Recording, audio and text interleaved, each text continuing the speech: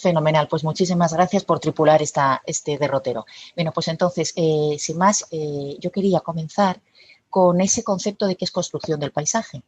Y esa construcción del paisaje que antes hablaba Mar entre la interioridad y la exterioridad es un poco lo que nos va a llevar el hilo de esta breve intervención.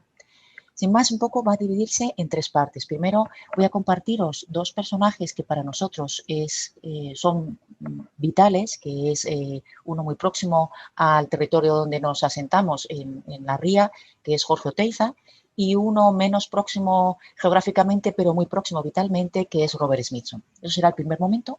Un siguiente momento hablaremos de un modo más, digamos, científico y pragmático, la construcción del paisaje desde una situación más disciplinar, y ahí os introduciré la voz de Darío Gazapo, y las lógicas de vinculación del paisaje. Y un tercer momento haremos como un desplazamiento entre lo que es paisajes culturales definidos ya por la UNESCO y qué posibilidades y qué ligazones puede existir entre el paisaje cultural de lugares como Zorrozaurre o Zollverein en Alemania. Bueno, sin más, os voy a compartir. Adolfo, ¿algo se oye? Sí, se oye, pero si subes el volumen un poquito más de tu ordenador, eso es. Ahí está, al máximo.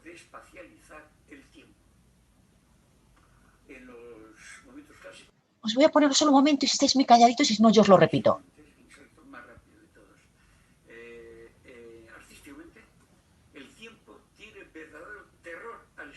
Ahí nos valdría. Dice Jorge Oteiza, el tiempo tiene verdadero terror al espacio.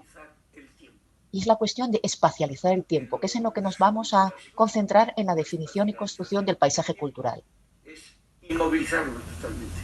Ya en los barrocos se le deja un poco más de libertad, pero queda también dominado, enjaulado. Quiere decir que en la molécula espacio-temporal, digamos ET, la molécula, en las inmovilizaciones transitistas es el acento del espacio. Dejamos a Jorge. Nos hemos quedado con ese tiempo que tiene miedo al espacio y nos hemos quedado con que nos habla de una molécula espacio-temporal. Ahora os introducimos el segundo cómplice y gran amigo. Robert Smithson está en los años 68 construyendo el muelle espiral en el lago de Utah.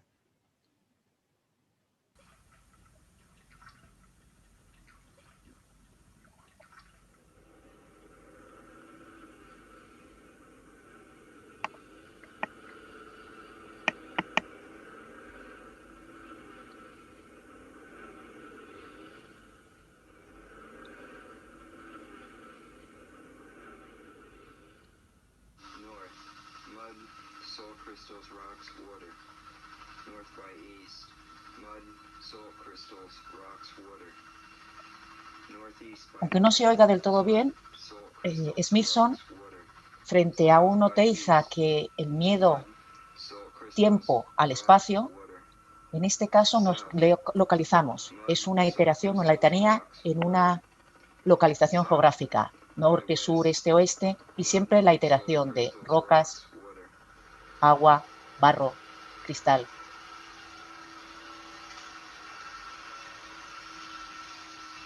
Y lo que es interesante de esta situación, que ahora veremos un panorama, dejamos a Smithson con su camisa blanca en este territorio.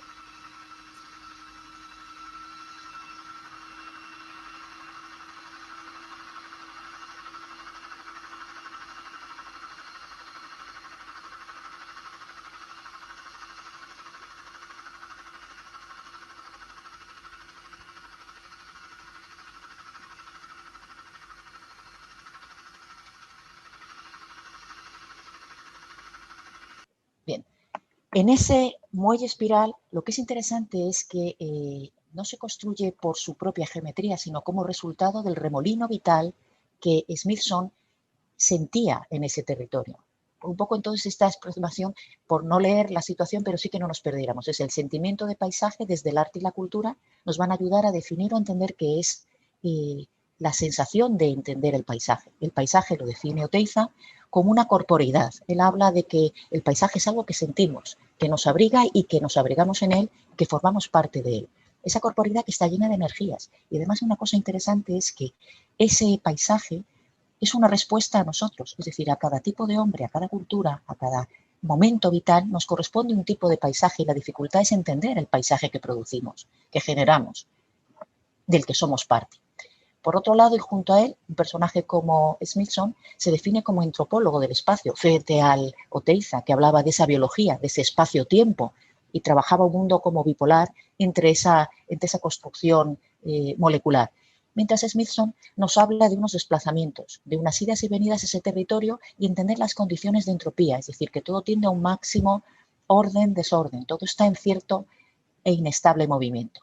Entonces, la última pregunta que os comparto en esta primera parte sería ¿dónde estarían nuestros Orios? Para Orios en Oteiza era ese hueco en la playa donde descubre su primer arte, su inicio antes de iniciarse en el arte, o Pesax en Robert Smithson es su primera letanía, desplazamiento a su lugar natal, Pesac enfrente de la isla de Manhattan. Entonces, nuestros Pesacs o nuestros Orios contemporáneos, ¿dónde estarían? ¿Dónde nos revinculamos desde el inicio en nuestros paisajes? Ahora os voy a compartir a un tercer personaje, para mí entrañable, igual que los anteriores y muy vivencial, y es Darío Gazapó. Este ya casi no le vamos a oír. Pero él, solo para que le vierais moverse, él está hablando en este momento de lo que entendemos por paisaje cultural y se refiere al movimiento de Serra. Vamos a dejar a Jorge, a Smithson y a Darío hablando y nos pasamos a ese segundo momento. Ese es un momento de reflexión. Cuando antes anunciaba Mar, nos dedicamos como a nivel profesional, instauramos un pequeño lugar de encuentro, que es el grupo de paisaje cultural, y desde allí intentamos analizar las valencias que configuran el territorio. Y cómo podríamos comprender determinados territorios que nos afectan y cómo esas afecciones, esa red de relaciones podría determinar o devenir en un paisaje en el que nos reconocemos. Entonces aquí hay una reflexión sobre algo que es un instrumento, dispositivo desde la administración muy eficaz, que celebramos ahora sus 20 años, que es, como veis en la pantalla, el Convenio Europeo de Paisaje. El Convenio Europeo del Paisaje hace algo vacilar para entender en lo que nos encontramos y el propósito de estas jornadas de Vía 2020. Es que dice el convenio, paisaje es una parte indisociable de la vida de los habitantes que lo conforman. Es decir, la parte indisociable de los habitantes, de nosotros que habitamos y que lo conformamos, no lo formamos, lo conformamos. Y a partir de ahí deviene una situación de carácter paisaje cultural, que igual sería una iteración, porque el paisaje como tal tiene una condición cultural que nos pertenece, nos apropia y somos y lo conformamos nosotros. Y desde allí quisiera compartiros una pregunta-problema que nos lanzaba Darío Gazapó al inicio de la formación del grupo y que la hemos retomado en este otoño, que ha participado grandes amigos como Lucía Jalón, Rodrigo de la O, Paco Arqués, que lideraban el proyecto, en esta definición del territorio, la definición del territorio que nos conmueve. ¿Desde dónde se construye el paisaje? Esa situación como una pregunta-problema donde hay un lugar que es conceptual, es desde la incertidumbre, son los poderes, son las fuerzas económicas y ahí vendrían un poco esa situación de ensamble a la que apelan todos los partidarios o proactivos de Bruno Latours o Manuel Eslandas, de qué es lo que nos protege, dónde nos encontramos y que no haya una disociación entre el ser humano y lo que hemos producido.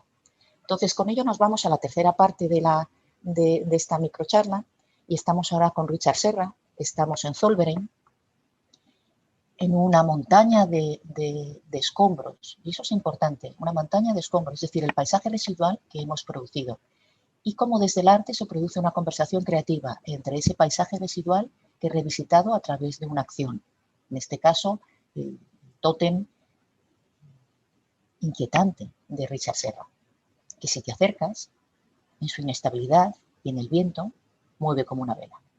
Esto es Zollverein,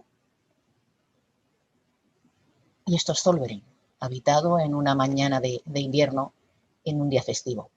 Pues bien, la cuenca del Ruhr, que es el complejo industrial que está entre Essen y Duisburg, fue nombrado en el año 2000 paisaje cultural por la UNESCO. Y os leo textualmente. El complejo industrial de la mina de carbón de Zollverein comprende todos los elementos de la explotación industrial intensiva de los siglos XIX y XX. El complejo, dotado por tal, dice, Y, algo importante, así como los enormes montones de desecho de pozo. Es decir, valora el paisaje industrial y también el paisaje residual. Vuelvo un momento para atrás, valora el paisaje residual. Es muy importante entender cuál es el residuo contemporáneo que pertenece a nuestro paisaje. Hay una pequeña reflexión desde el arte, desde ese sentimiento de paisaje que habíamos visto con Oteiza y con Smithson y que nos enunciaba Darío Gazapo. Reculjas desarrolla el plan parcial del área Zollverein, el área de Düsseldorf, los tanques, los gasoductos, y había unas acciones previas artísticas. El arte comprometido con la territorialidad, con esos primeros rostros y máscaras del paisaje que nos hablaba Oteiza, con esos primeros desplazamientos que nos hablaba Smithson. Y ahí tenemos personajes como los gasoductos que hace Smithson, como su intervención, o personajes cómplices igualmente en la misma línea como Michael Heifer cuando hace esos desplazamientos. En ese hilo de tener los desplazamientos de Heifer, Smithson, Oteiza, Darío cuestionándonos desde dónde se construye el paisaje y sabiendo que Zollverein lleva 20 años siendo un paisaje cultural, hay algo importante, perdonar, que no se ha anunciado, la parte final. Dice, para vincular, importante, vincular, tenemos que construir el vínculo a la sociedad y a los poderes políticos y económicos, es necesario establecer las estrategias de recuperación de la identidad de estos paisajes intervenidos. Un dato, en el área de Essen, la población está plenamente identificada con su paisaje. Puntos suspensivos. Parte final.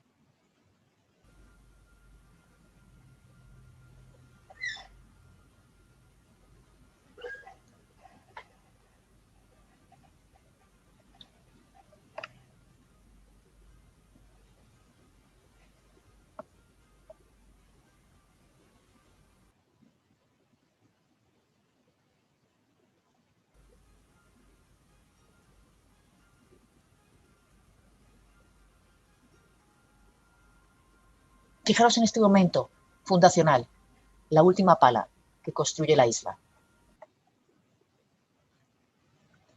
Una mirada comparada entre Zollverein, paisaje cultural por la UNESCO, y Zorrozaurre podría ser entendido como un paisaje cultural.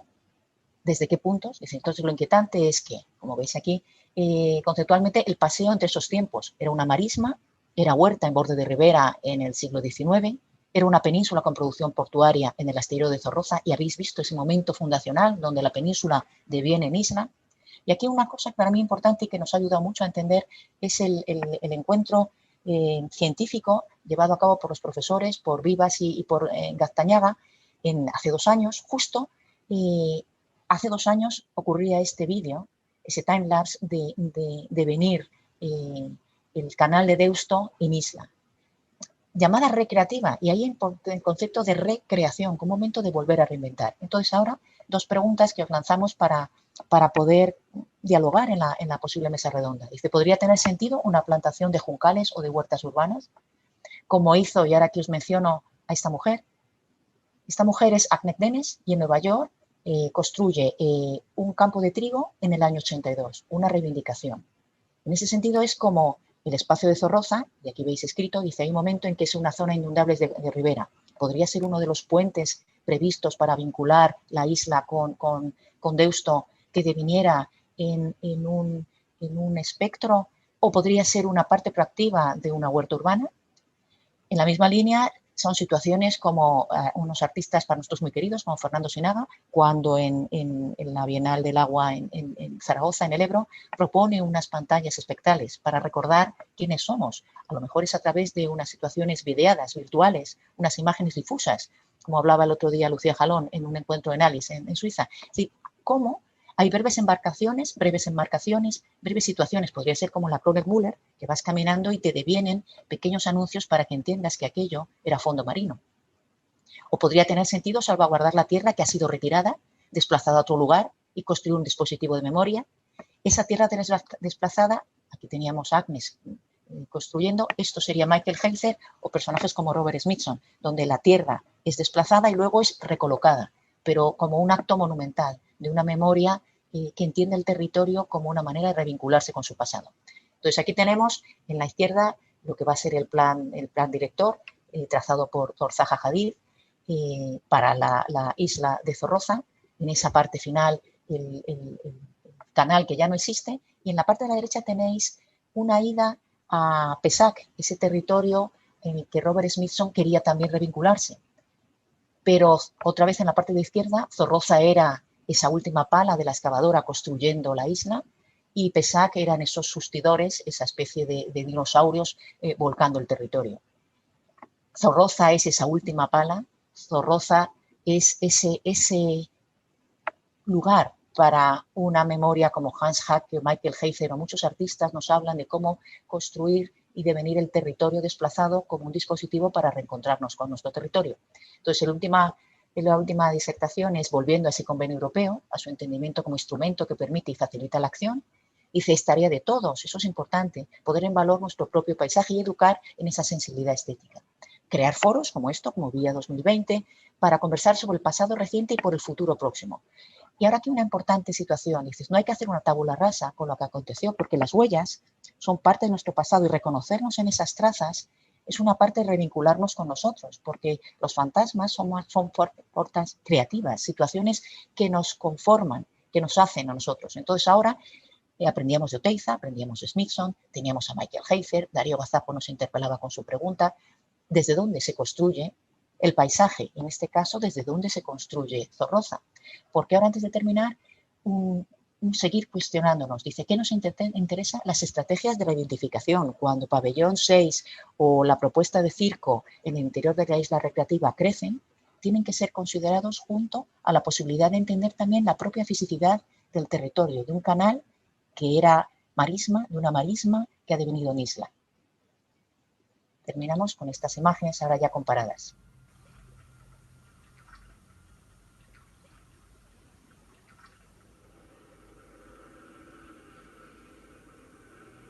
Recordando que Smithson construye el espiral Yeti como una respuesta al remolino virtual de acciones que solapaban en ese territorio. ¿Qué es Spiral Yeti? ¿Qué movimientos y qué remolinos habitan en Zorroza?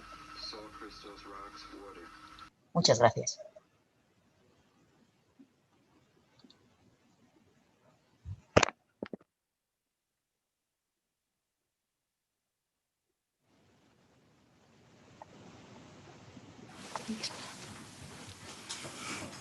Muchas gracias a todos, perdonad.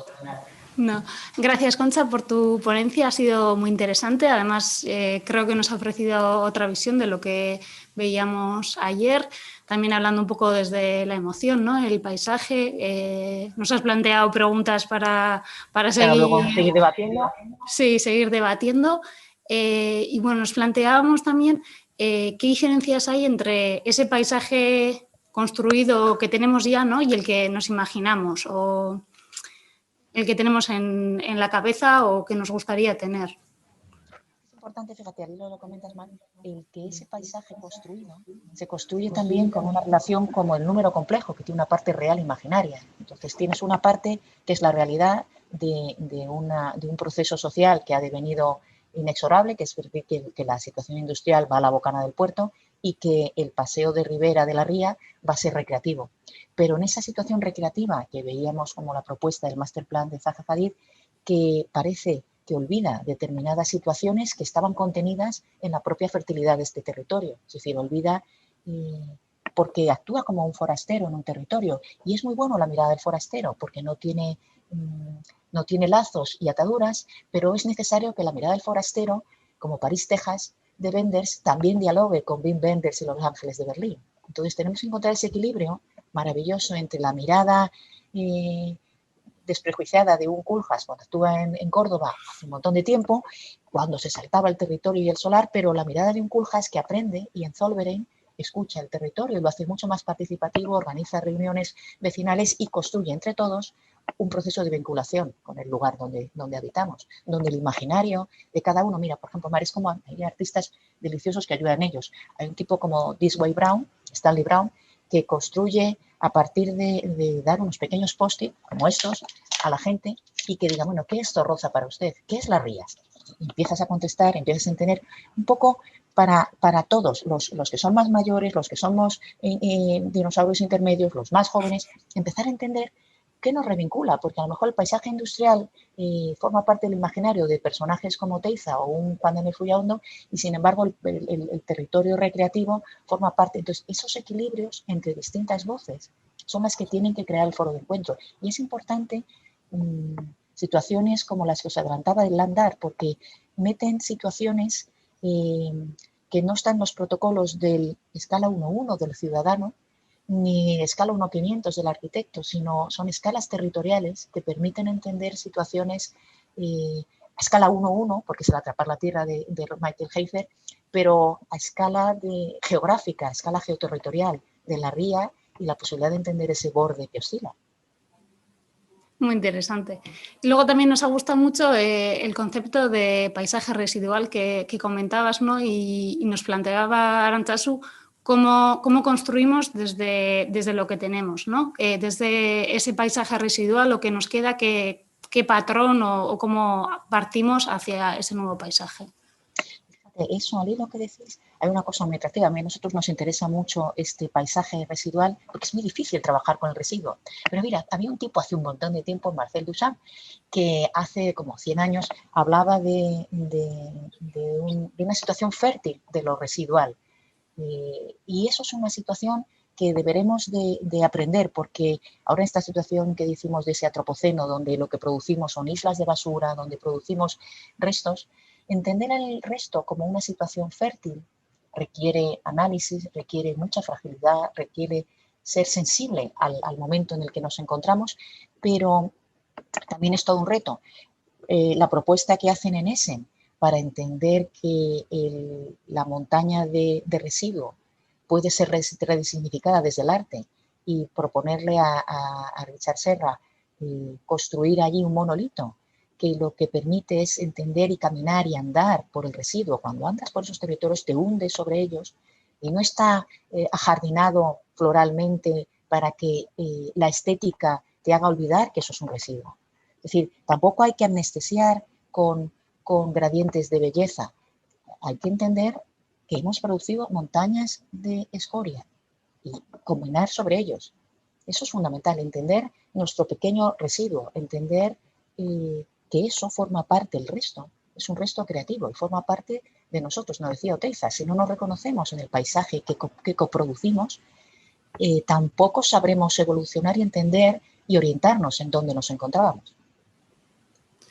Bueno, muy interesante. La verdad es que son planteamientos nuevos que podemos seguir luego en la mesa de debate. Igual ya pasamos a la siguiente ponente. Antes de pasar, mira, dime. Solo, por ejemplo, cuando dices esto, imagínate que antes de haber desmontado el istmo de la isla que ahora es isla, se hubiera guardado 1 tonelada de tierra. 1 tonelada de tierra del canal de Deusto, que ya no es canal de Deusto y que ya no fue ribera.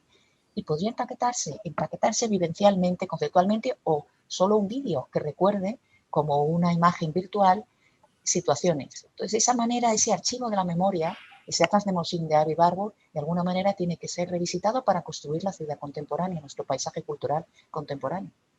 Muchas gracias. Seguimos luego hablando del debate. Eso es. Muchas gracias por tus pensamientos y las preguntas que nos has planteado.